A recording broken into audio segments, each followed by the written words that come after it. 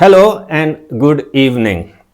Is Donald Trump going to start another war against all his promises and pledges during his campaign for his presidency?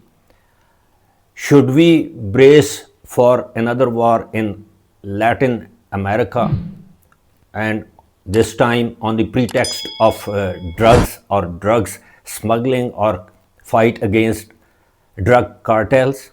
Or is it just to get rid of Venezuelan President Nicolas Maduro, who said in his recent statements that this is a fabricated war being imposed on Venezuela?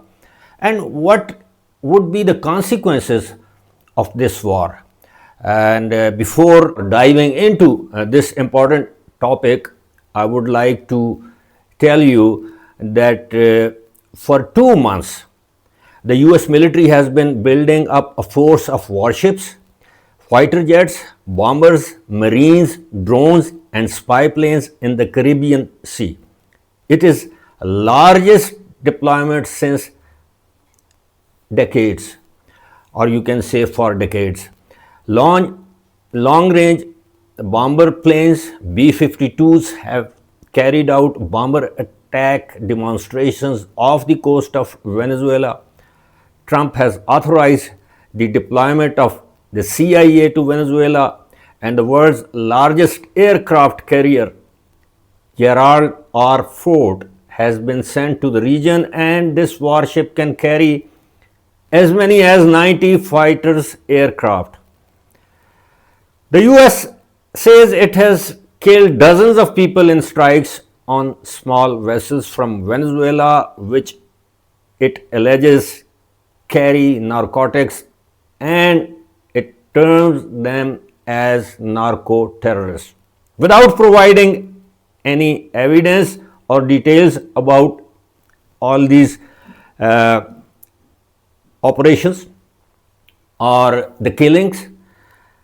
And this is being termed as extrajudicial killings, not only by the other countries or some countries, but some sane elements inside United States or within the United States. So first of all, I would like you to see this specially prepared report for my channel. 10,000 soldiers on board 10 US warships, including a nuclear submarine, several destroyers, and a missile cruiser, patrol the southern Caribbean in what is the largest US military buildup in the region in decades.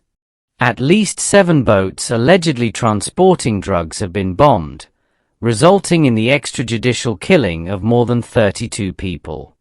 And now the US administration is threatening Venezuela with direct military action. The Pentagon has reportedly drawn up plans for military strikes inside Venezuela, and President Trump has authorized the CIA to conduct lethal covert operations there.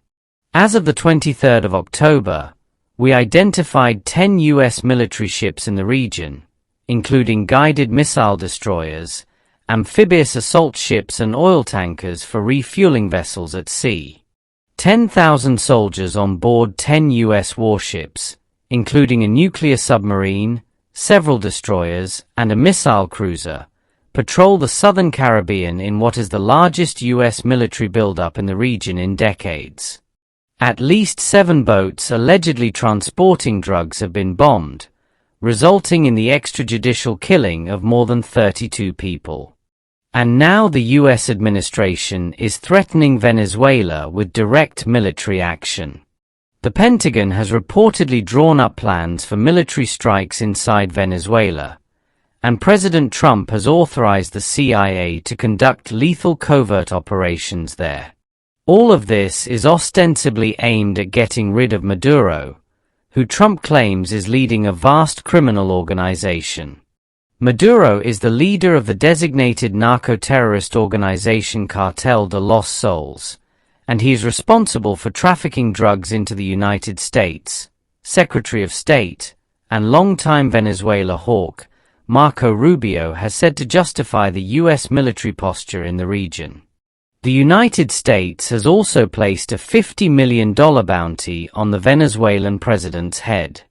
The United States Drug Enforcement Administration's National Drug Threat Assessment of 2024 does not even mention Venezuela.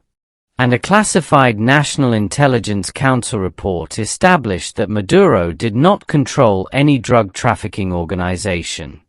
There is no denying that there is some transiting of drugs through Venezuela, but the volume is marginal compared with the cocaine currently passing through South America's Pacific coast routes. And Venezuela plays no role in the production and export of synthetic drugs such as fentanyl, or with the US's broader opioid crisis. Put simply, if the Trump administration was actually intent on combating drug trafficking, Venezuela makes little sense as a target. So what is US policy really about? At first, the US display of force off the coast of Venezuela appeared to be an exercise in political theater, an attempt by President Trump to project his tough-on-crime approach to domestic, including eager-mega, audiences. If you traffic in drugs toward our shores, we will stop you cold, US Secretary of Defense Pete Hegseth said. One potential scenario is that the rhetorical escalation of the last few weeks will not be matched by direct attacks on Venezuela, and that the United States' extrajudicial killings in the Caribbean will simply continue as they have over the last month and a half. In the absence of any serious US drug policy, especially on the vital issues of consumption or money laundering, the satellite imagery of small boats being blown up in the Caribbean serves Trump's agenda well, albeit with tragic consequences for the boats' unidentified occupants and their families. You have seen this report, and it covers almost all the areas or almost all the angles.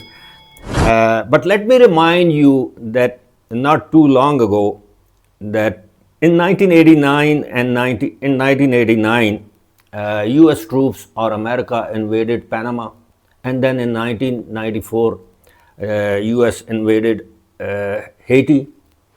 And then we all know that what happened to Iraq on the pretext of weapons of mass destructions.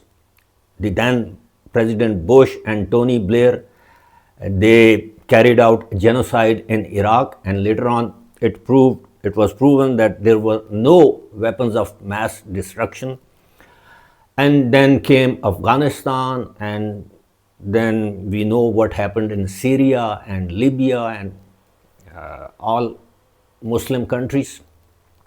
And before that, I would just remind you about Vietnam, what happened there. It is very easy.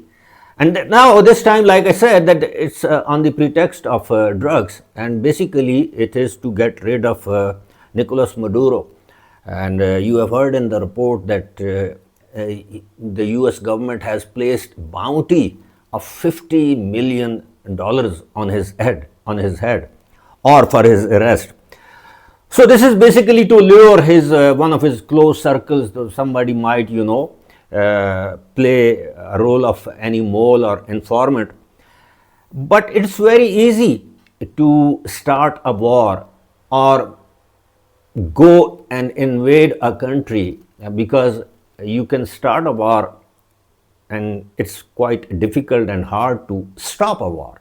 And I don't know what's Donald Trump's plans, because if he goes there, if there are boots on grounds, we know that Colombia and Brazilian government both are against US and Donald Trump. And Donald Trump recently, I think yesterday or day before yesterday, he placed Colombian president under sanctions. His assets and accounts were frozen in United States. So what happens if during any conventional war or prolonged war in Latin America, which is next to America itself, and if there is a guerrilla war, and if Brazil and Colombia and some other states which already hate America or American policy, and if they send guerrilla fighters to help Venezuela, then what will happen? According to some initial reports or sources within United States, the US government or the US administration has placed more than 10,000 troops there. So I can only hope that better sense will prevail and Donald Trump will concentrate on make America great again, and Donald Trump should concentrate on stopping war between Russia and Ukraine instead of initiating another war in its neighborhood. Thank you very much for watching.